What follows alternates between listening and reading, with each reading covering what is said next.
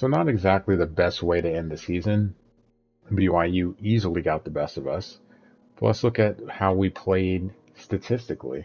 Starting off with, of course, the most important position of quarterback. Dylan, well, he had his struggles, 28 interceptions, but 18 touchdowns, threw for exactly 3,400 yards, completion percentage in the mid 60s. We can live with that, something to build on.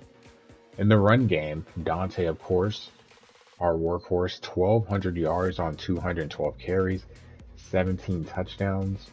Johnson, almost 400 yards. No one else really being super productive. But Johnson, speaking of Vermeer, productive in the receiving game. 60 receptions to lead the team, 822 yards, 5 touchdowns.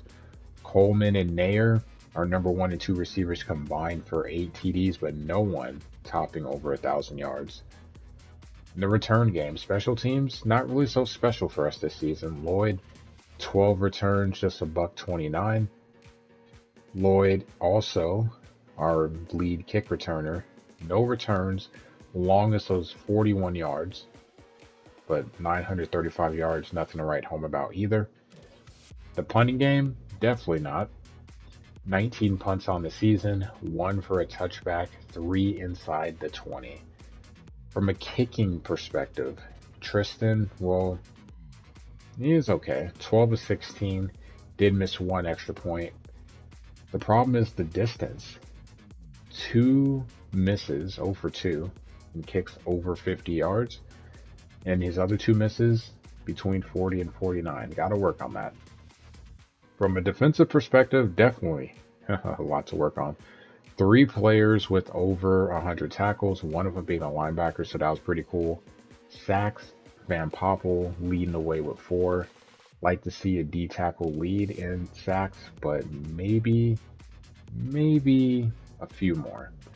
Interceptions, hard to believe we got some, but Tommy Hill led the way with 4, a couple with 3.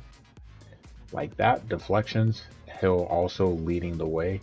6, lots of deflections. Some of them could have been interceptions, as always, but you take what you can get, the good with the bad. In terms of fumbles, you see Gifford recovering 2, also forcing 5, so 9, 11, 12, 13, 14 fumbles forced.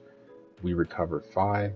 Hill recovering 3. So you see, pretty cool. He forced 4, recovered 3, and got 4 interceptions. Take it. Bly Hill, 2 blocks, so doing some work and taking points off the board in the kicking game. And then in terms of touchdowns, 5 total. Hill, 2 of them. See why we like this guy so much. We will miss him. He's a senior, so he's out. In terms of coaching, all in all, not so bad. 6 and 7, 2 and 1 against rivals. We did get 1 win against a top 25 team, 1 and 2. So looking at the bracket, you see how things have played out. Kentucky losing to Notre Dame, but they lose to Oregon. Georgia beating North Texas and OSU, or Oklahoma State. Ohio State and Michigan, you see they are on the other side. So just a spoiler, Oregon beat Georgia. But Ohio State outlasting Michigan 30-26. Both teams getting the game, I gotta say, kind of going on the ground. Pretty balanced attacks, but Ohio State doing what they need to do. But in the final, the championship game, Oregon reigning supreme, knocking out Ohio State 35-27. So 3 of the final 4 teams were in the Big Ten. Big Ten matchup, and Oregon taking it home. Great second half as they outscore Ohio State 21-10. Neither team really getting yardage in the run game. Oregon did get 3 touchdowns, but hey, Oregon did enough to win. Gabriel with a touchdown and an interception, threw for 283 yards. James with 64 yards. It was on 17 carries. Not very productive, honestly. A 28-yard run, but pretty much held in check. Whittington getting 2 TDs. And Trayshawn Holden, probably the big play of the game.